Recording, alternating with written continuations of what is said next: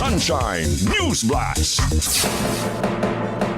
Alas 7:46 na mga kapartner og sa ulahing balitang lokal, nagbangutan karon ang kapulisan sa kamatayon ni Police Captain Joel De Perini nga namatay atol sa surveillance operation niadtong Oktubre 25 sa sitio Balao, Barangay Sudlon 2 sa kabukiran sa Sugbo.